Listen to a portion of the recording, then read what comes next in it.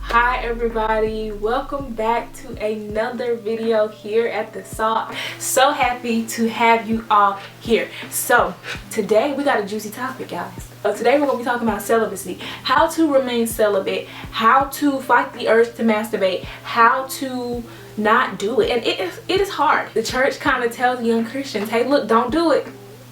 Don't do it. Alright, we're going to see y'all next Sunday. Like what? Like I'm still horny. So what am I supposed to do when I feel these feelings? I got y'all. Okay, we're going to talk about it. And I'm going to give you guys some practical tips that you can actually implement in order to set yourself up for success. So number one, try your best not to watch movies or listen to music with like explicitly graphic imagery or things like that. Things take root inside your head in seed form. After a while we'll start to say, I'm wanting to do this more. I'm feeling, aroused or desire more often.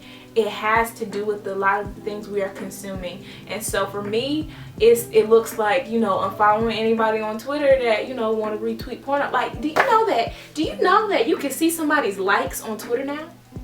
Like, we can see you. Like, we can see you like that. And now it's on my timeline. I've had to unfollow certain people. You know what I'm saying? No hard feelings, but it's like when things kind of take root in your head in seed form, it's hard to get it out. So watch what you are viewing. Watch what you are listening to. Number two, do not be touched or touch someone else short of sex. This right here is all about being honest with yourself. Let's not play with ourselves and lie to ourselves. Oh, we just did oral. Oh, we just did fingering. Oh, we just did this, did that. It's all about the heart posture. God created sex, so sex isn't a bad thing. You're doing anything that you really shouldn't be doing with somebody who isn't your spouse, somebody you are married to, then it's sin, and you know that in your heart. Like, even sometimes heavy petting and kissing intimately, if that's something that that you should probably be saving for your spouse, then you should do it. And if your mind condemns you, then that means that it is sin to you. Try your best not to masturbate. Do not be touched short of sex. Don't masturbate, because number one, it still falls short of God's idea for our sexuality, which is godly marriage. But number two, it only frustrates you more to want sex. 3, be in agreement with your partner. If you are somebody who is in a relationship, you and your partner should agree on the goal of celibacy. This is imperative to any relationship that aspires to be godly and resemble Christ and the church. If one of you in the relationship is not on the same page, that is a recipe for disaster. Both of you have to keep each other strong and be strong-willed. There will be times when one of you will be weaker, especially if you've been together for maybe years. There'll be a time when one of you will be weaker and the other one has to say no. Vice versa, there might be a time when the other one's weaker and then the other person has to say no. If one of those people wants sex all along and that other person is weak, it's gonna lead into a fall.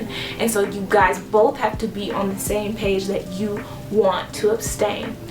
Likewise, if you are single and if you're looking for a relationship or looking for a partner, you want to consider the fact of choosing somebody already with the mindset of celibacy, not picking who you like and convincing them to be celibate, because it'll turn into option one, which is they really weren't looking for this in the first place. Although I think some people can be convinced if they like you, but look for people who have a goal of celibacy as well.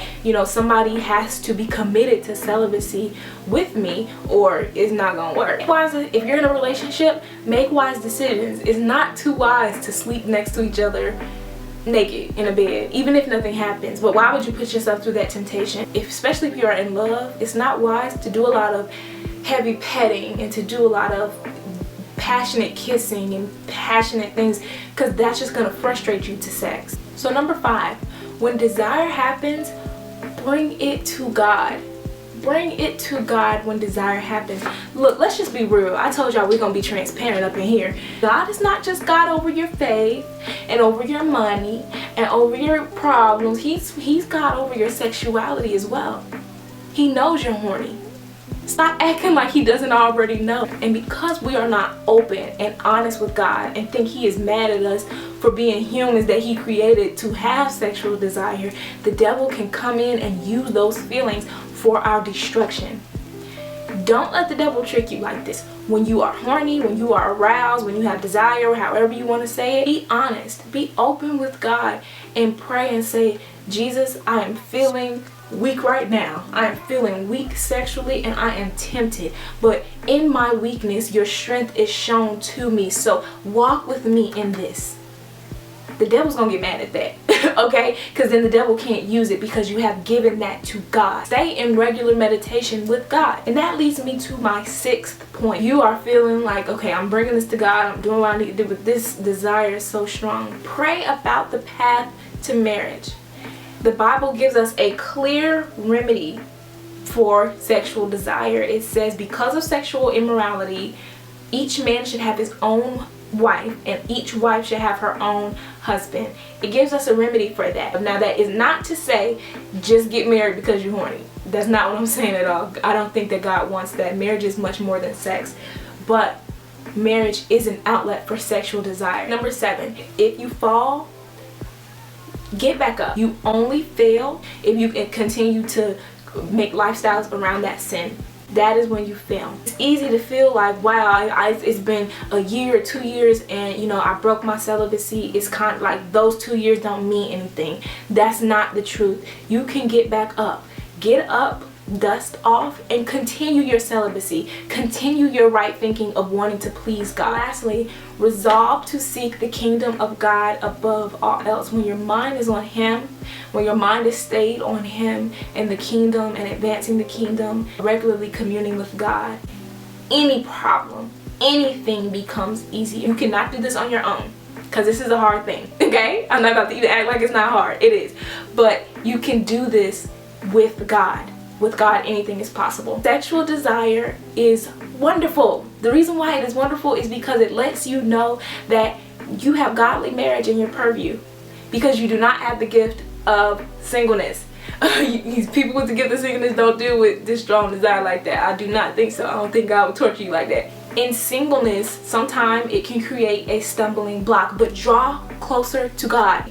So with that being said, guys, that is the end of the video. Thank you so much for tuning in. If this is your first time, consider subscribing. We're a family here and I would love to have you join in with us. Guys, thank you so much for tuning in and I will see all of you next time. Be blessed.